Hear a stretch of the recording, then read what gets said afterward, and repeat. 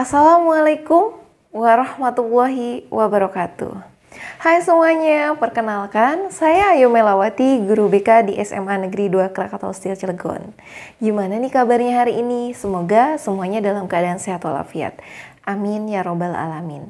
Nah, kali ini aku ingin memberikan bimbingan klasikal tentang panduan pemilihan mata pelajaran pilihan pada fase F. Apa itu fase F? Jadi kalau di kurikulum Merdeka itu menggunakan redaksi fase F gitu, bukan lagi kelas. Dimana fase F ini berarti adalah fase yang ada pada kurikulum Merdeka.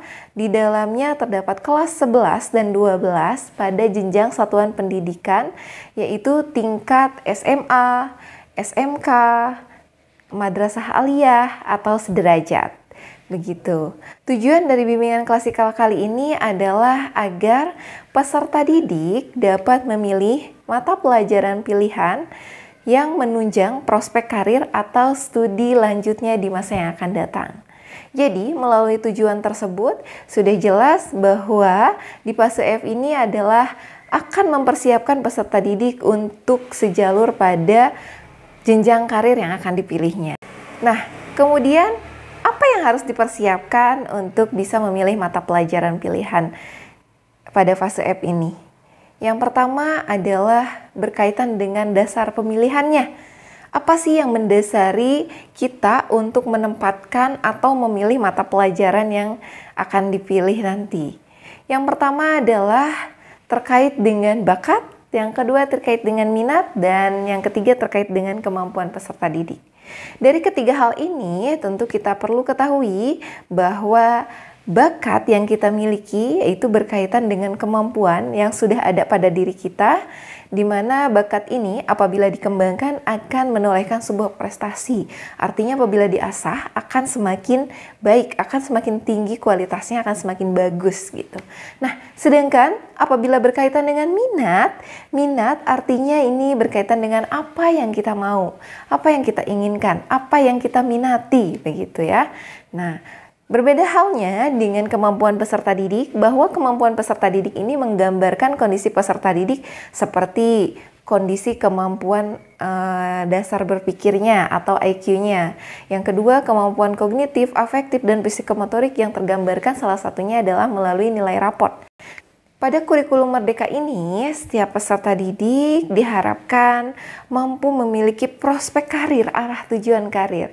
Nah, ada nggak nih di sini yang masih bingung ketika ditanya, kamu cita-citanya mau jadi apa? Dan masih belum bisa jawab.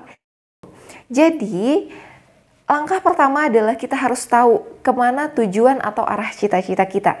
Tanya kepada diri kita sendiri, kamu tuh mau jadi apa? Kamu cita-citanya apa? Kalau misalnya terpikirkan bahwa kita ingin menjadi dokter, misalnya, menjadi perawat, menjadi pengacara, menjadi arsitektur, menjadi ilmuwan, nah seperti itu. Jadi, kalau sudah terpilih, terancang apa yang ingin kita capai atau apa cita-cita kita, maka secara tidak langsung kita sudah dapat menganalisis apa yang sudah saya miliki untuk menggapai cita-cita itu. Apakah bakat saya? Apakah minat saya atau kemampuan dasar saya juga sama-sama sudah didukung untuk mencapai cita-cita tersebut. Selanjutnya adalah berkaitan dengan seperti apa dukungan sekolah yang diberikan dalam perencanaan atau pemilihan mata pelajaran pilihan di fase F ini. Yang pertama adalah melakukan sosialisasi. Sosialisasi kepada siapa? Yaitu kepada peserta didik, kepada orang tua, dan kepada orang-orang yang memiliki kepentingan untuk bisa diketahui. Misalnya seperti stakeholder sekolah, Bapak Ibu guru. Nah, diberikanlah informasi-informasi sosialisasi yang demikian salah satunya adalah melalui tutorial atau melalui bersosialisasi langsung. Yang kedua adalah dengan cara mengeksplorasi minat dan bakat peserta didik. Saat ini, hal tersebut bisa ditunjang oleh kondisi program sekolah seperti intrakurikuler, ekstrakurikuler, dan kokurikuler. Ketiga hal tersebut dapat menunjang, mengembangkan kemampuan, minat, dan bakat peserta didik. Selain itu, dukungan sekolah juga terkait dengan informasi rencana alternatif karir setelah lulus SMA. Ini menunjukkan bahwa kita perlu tahu arah karir kita akan kemana setelah lulus SMA. Akankah kita masuk ke perguruan tinggi, masuk ke politeknik, masuk ke akademi, atau masuk ke akpol misalnya, ke sekolah kedinasan. Nah, kita harus sudah tahu alternatif rencana karir yang ingin kita capai. Salah satunya adalah dengan mengetahui program studi apa yang ingin kita ambil. Dukungan sekolah yang keempat adalah melalui pendampingan dalam pemilihan mata pelajaran. Pendampingan ini dilakukan oleh guru bimbingan dan konseling, wali kelas, orang tua, dan guru mata pelajaran. Jadi, keempat stakeholder tersebut adalah yang dapat mendukung pemilihan mata pelajaran sesuai dengan prospek karir ke depannya pada diri peserta didik. Jadi kalau dari segi guru bimbingan dan konseling, mereka melakukan analisis terhadap nilai rapot, kemudian apalagi yang dianalisis hasil angket pemilihan mata pelajaran, ada juga terkait dengan kemampuan dasarnya, misalnya IQ, dan tentu dilihat juga hasil tes minat bakat beserta dengan apa sih yang menjadi kekuatan dari seorang siswa tersebut. Nah, di situ kita akan mulai memetakan, membantu, mendampingi peserta didik dalam pemilihan mata pelajaran pilihan. Selanjutnya adalah dari wali kelas, yang tentunya wali kelas ini dianggap lebih dekat dengan peserta didik karena mereka adalah sebagai orang yang dipercaya untuk bisa memberikan masukan-masukan kepada peserta didik terkait dengan mata pelajaran pilihannya. Berikutnya adalah dengan orang tua. Nah, dengan orang tua ini tentu dengan diskusi bersama mereka akan menghasilkan sebuah keputusan di mana apa pilihan karir yang akan diambil dan bagaimana prospeknya ke depannya. Selanjutnya adalah guru mata pelajaran. Nah, melalui konsultasi kepada guru mata pelajaran ini tentu akan bisa mempermudah peserta didik dalam memahami kemampuannya pada mata pelajaran pilihan yang mungkin nanti akan diambilnya. Dukungan sekolah yang kelima adalah memberikan kebijakan atau keleluasaan kepada pengembangan peserta didik, yaitu melalui pengembangan minat, bakat, dan kemampuan peserta didik. Nah, melalui hal tersebut sudah jelas bahwa di sekolah akan selalu memfasilitasi dengan maksimal dari minat dan bakat peserta didik, salah satunya melalui ekstrakurikuler tadi. Pada kurikulum Merdeka ini terdapat 2 jenis mata pelajaran dan 1 kegiatan proyek, di mana kedua mata pelajaran itu adalah ada mata pelajaran umum dan ada mata pelajaran pilihan, ditambah dengan kegiatan proyek penguatan profil pelajar Pancasila. Nah, dari 3 hal ini saya akan mulai membahas satu persatu. Yang pertama adalah berkaitan dengan mata pelajaran umum. Artinya, mata pelajaran umum ini adalah semua mata pelajaran yang akan diperoleh atau didapatkan oleh peserta didik pada fase F, tanpa terkecuali. Mata pelajaran umum ini berkaitan dengan mata pelajaran. Yang pertama adalah mata pelajaran pendidikan agama, 2 jam pelajaran. Selanjutnya, mata pelajaran pendidikan Pancasila, 2 jam pelajaran. Selanjutnya, mata pelajaran matematika dengan 3 jam pelajaran.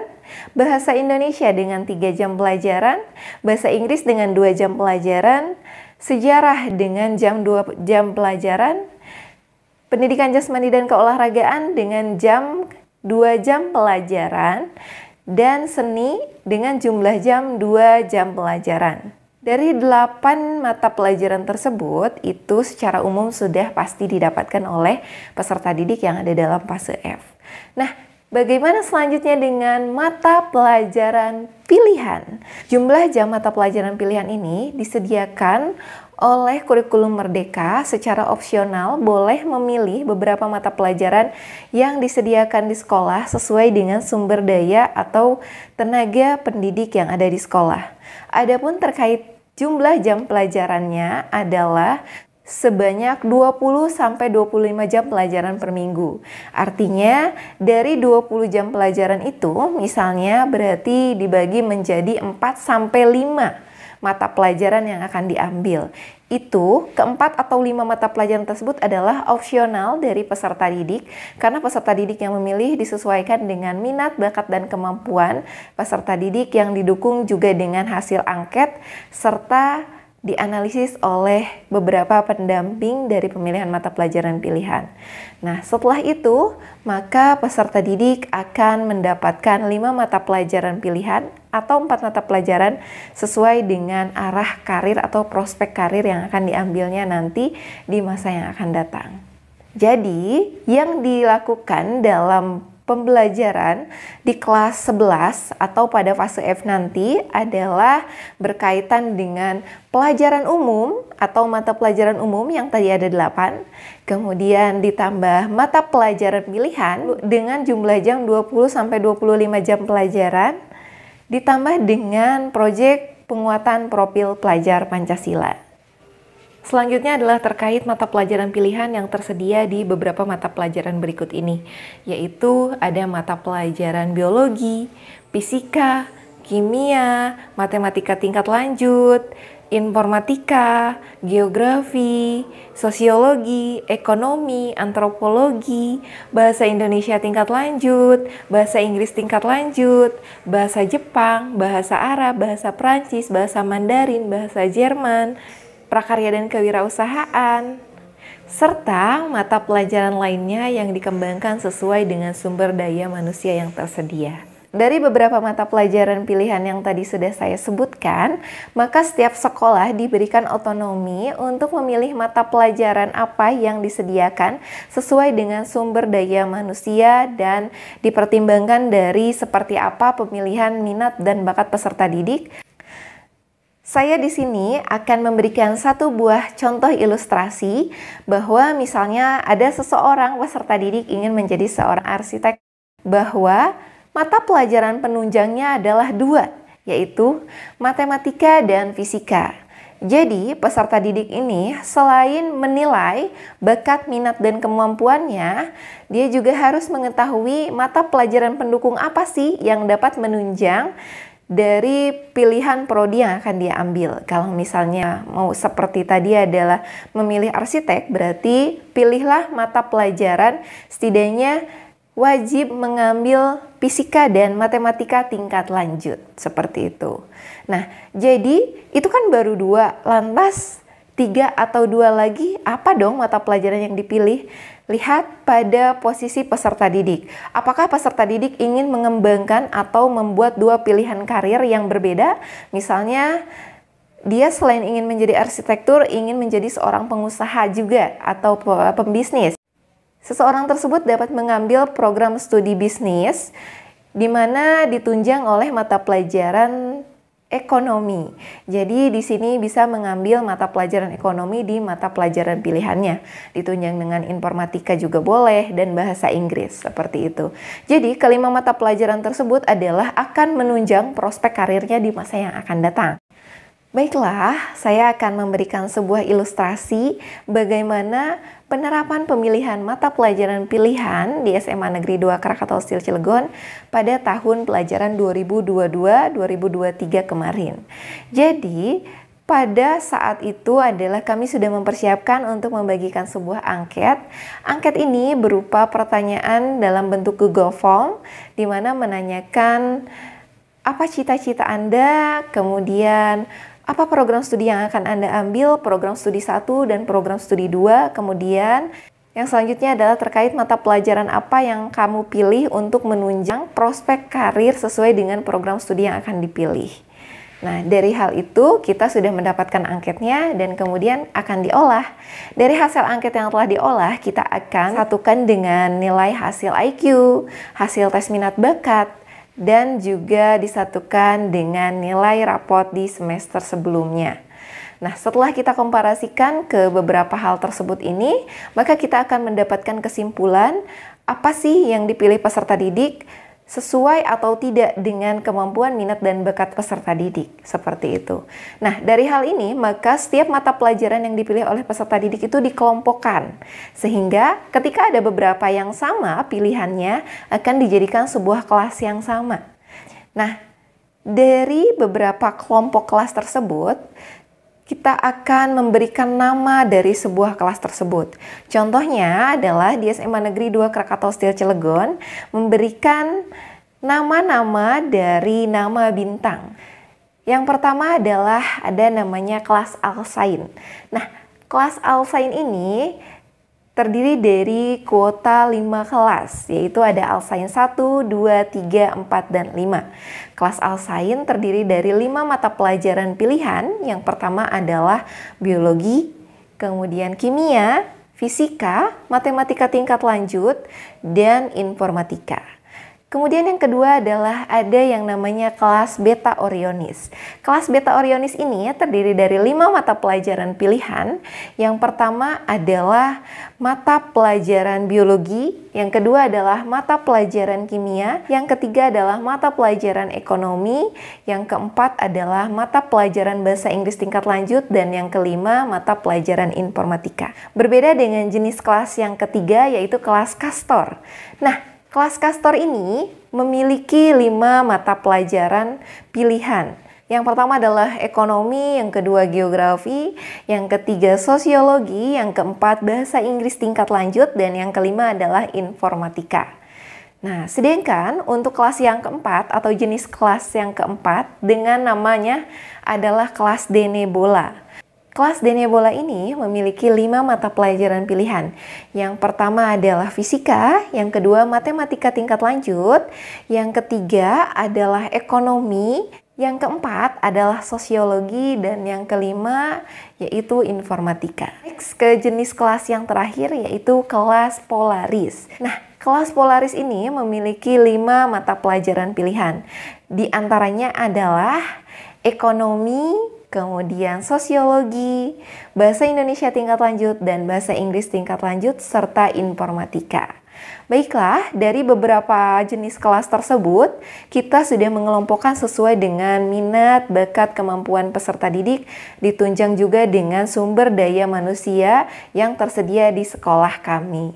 Jadi, kesimpulannya adalah dalam pemilihan mata pelajaran untuk fase F ini, peserta didik didasarkan memilih sesuai dengan minat, bakat, dan kemampuan, serta pemilihan mata pelajaran yang disediakan disesuaikan dengan sumber daya dari sekolah atau dari tenaga pendidik yang ada di sekolah tersebut.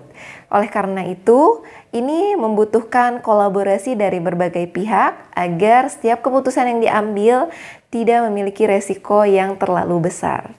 Cukup sekian informasi dari saya. Semoga ini memberikan pemahaman yang baik terkait dengan bagaimana memilih mata pelajaran pilihan pada fase F sesuai dengan panduan yang ada pada kurikulum Merdeka.